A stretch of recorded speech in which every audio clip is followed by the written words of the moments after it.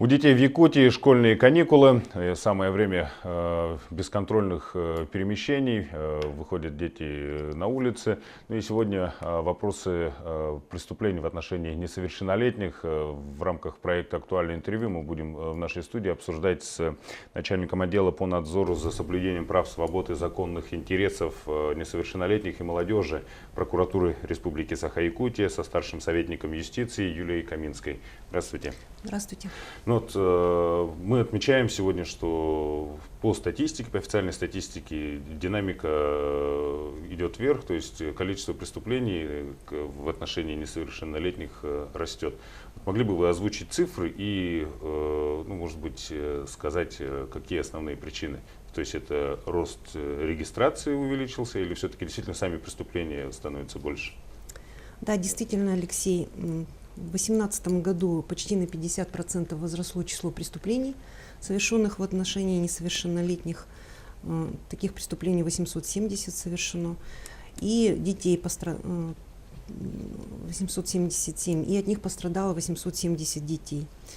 Ну, хотя большинство данных преступлений связано с уклонением от уплаты алиментов, ну, порядка 370.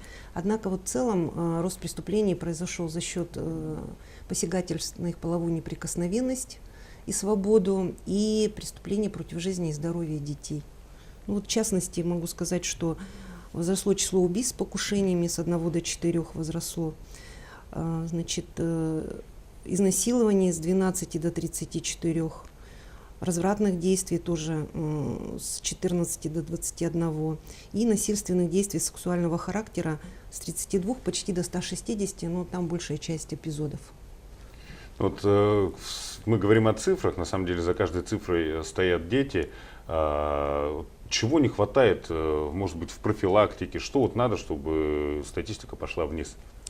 Ну, конечно, кроме социально-экономических причин, последствий государственной политики 90-х лет, ведь сейчас детей воспитывают родители, которые выросли сами в лихие 90-е годы.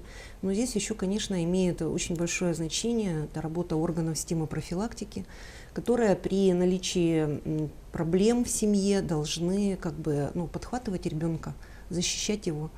Ну, в частности, не всегда они хорошо срабатывают, и вот эти все просчеты в их работе, нарушения, они и отражаются на судьбе детей. Вот, в частности, в 2018 году преступления, убийства с покушениями были совершены 2 родителями, страдающими психическими заболеваниями.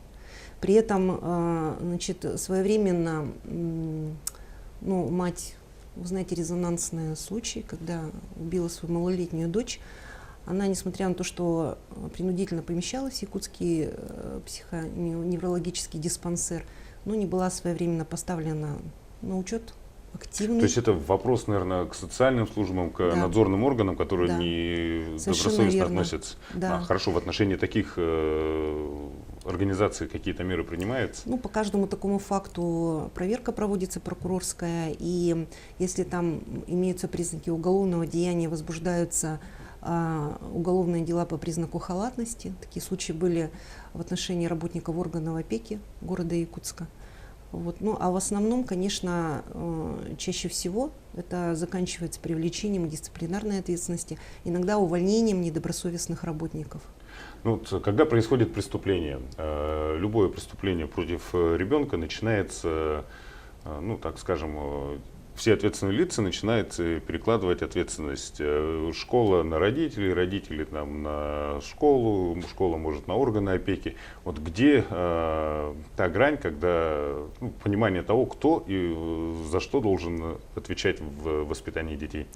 Ну, здесь вообще нет никаких проблем, я не вижу, потому что обязанности родителей они определены семейным кодексом.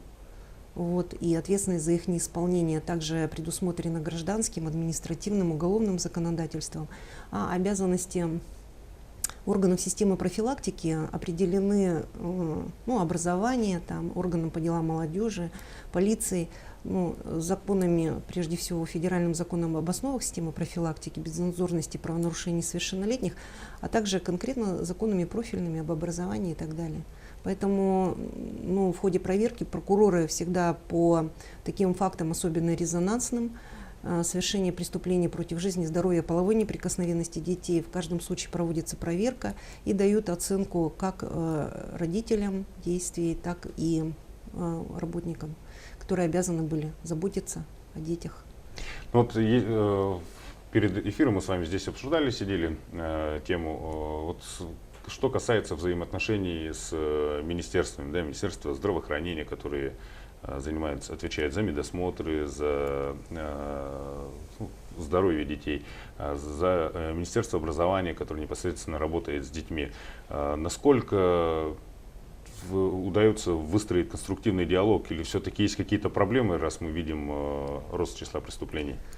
Ну, как показывает практика прокурорского надзора и сами эти случаи, преступления в отношении детей, несчастных случаев с детьми, как правило, всегда имеются нарушения, недоработки. Ну, в частности, сейчас можно сказать, что вот одной из причин роста преступлений против половой неприкосновенности несовершеннолетних является несвоевременное выявление.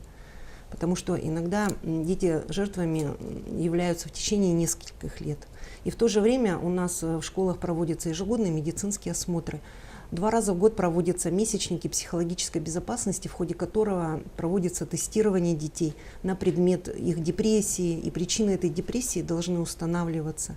Однако, наше обобщение в 2018 году показало, что, например, в ходе медицинских осмотров факты нарушений половой неприкосновенности носят единичный характер. По-моему, 15 всего лишь было выявлено.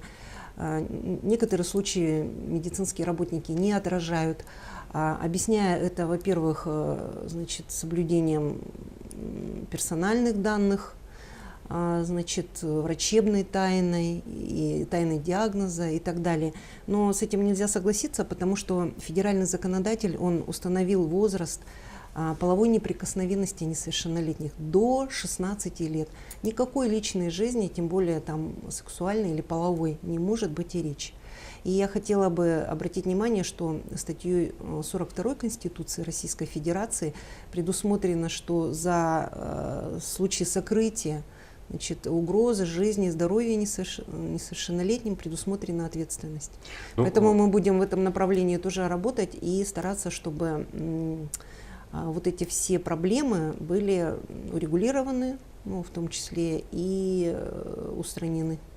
Насколько можно привлечь того же медицинского сотрудника к статье о сокрытии? Я думаю, тоже есть определенные трудности. Они это прекрасно понимают и стараются не ввязываться в эту историю. Нет, я хочу сказать, что вот на Камчатке там был очень большой всплеск педофилии, и по этому поводу было выездное заседание Совета Федерации Государственной Думы Российской Федерации. И там давно разработан приказ Министерством Камчатского края, где медицинские работники сообщают о выявлении таких фактов. Другое дело, по медосмотру не всегда возможно, может это не урегулировано. И в случае сокрытия такой информации они привлекались к административной ответственности. Что касается суицидов в республике, я так понимаю, тоже у нас рост пошел. Здесь какие ваши комментарии? В чем причины? Это очень больная проблема для республики. Мы давно занимаемся ей. Прокуратура республики, органы прокуратуры постоянный надзор в данной сфере осуществляют. И это привело к определенным положительным результатам. Если еще 10 лет назад число суицидов 44 составляло 45, то в 2016 году впервые достигло 10. Однако в последние годы с каждым годом рост происходит. И в 2018 году уже зафиксировано 19 случаев суицидов, почти на 60% рост. Их анализ показал, что один из факторов – это употребление несовершеннолетними алкоголя. То есть почти в 2 раза было больше совершено в состоянии алкогольного опьянения. Потом конфликты с одноклассниками, в семье. Один факт был неразделенной любви из-за этого. И, конечно, всем этим факторам нужно обращать особое внимание. Родителям нужно быть более внимательны к своим детям. Вообще, как быть родителям? Возникли у них подозрения, что им делать? Ну, прежде всего, доверительный, ну, кроме того, еще один фактор, но в 2018 году его не было особенно, это информационное влияние негативной среды. В 2017 году около 40% детей, покончивших с собой, заходили на сайты самоубийств. Ну и вы помните, в то время, значит, в 2017 году был очень большой всплеск вот этих социально опасных игр, «Синие киты», «Тихий дом» и так далее. Вот, но в 2018 году уже такого влияния негативной информации нет, но тем не менее, значит, если ребенок замыкается в себе, если он в унылом каком-то состоянии находится, ну, и не идет на контакт, не объясняет, нужно обратиться к школьным психологам, попросить, чтобы тестирование провели они, и, возможно, вот там ребенок косвенно покажет, в чем причина. Возможно, он подвергается какой-то травле со стороны одноклассников, буллингу. Ну и доверительные отношения все-таки с родителями. Да, наверное, это самое быть. главное. И, конечно, очень огорчает, когда современные родители больше времени со смартфоном проводят, чем со своим ребенком. Вот, касаясь вопроса смартфонов, социальных сетей, в общем, как вот вы, все равно от этого никуда не деться, это современный мир. Да. А каким образом, ну, может быть, сделать так, чтобы не в ущерб ребенку, но тем не менее контроль за ним вести? Ну, прежде всего, я бы начала с того времени, значит, сколько может ребенок проводить за смартфоном. Вот, должны быть определенные ограничения, потому что возникает зависимость, вплоть до агрессии, потом направленной на родителей. Это первое. И родители должны знать, что в последующем им будет угрожать уже этот подросток, которого они будут И лишать. случаи такие были, да, были в стране. Да, совершенно верно. Это первое. Вторая, ну, есть понятие, да, безопасное информационное пространство. И родители, ну, как раньше вот говорили в советское время, не ходите, дети, в Африку гулять, да? Сейчас вот это Африка, это интернет. Там подстерегают опасности. Вот, в частности, одна из таких, это, значит, склонение детей к совершению развратных действий. И таких преступлений посредством интернета в прошлом году было 5 совершено. И вот уже в этом году 12-летняя девочка вступила в переписку с 37-летним мужчиной, ранее судимым, пошла с ним навстречу и стала жертвой сексуального насилия. Поэтому родителям просто нужно понимать, что происходит, и, ну, знать, как блокировать вот эту информацию. И в школах этому как раз должны обучать. Родительский контроль, ну и так далее. Но прежде всего это доверительные отношения с ребенком, конечно. Спасибо большое. Я еще раз напомню, что мы в студии обсуждали вопросы преступления над несовершеннолетними вместе со старшим советником Юлией Каминской. Удачи вам.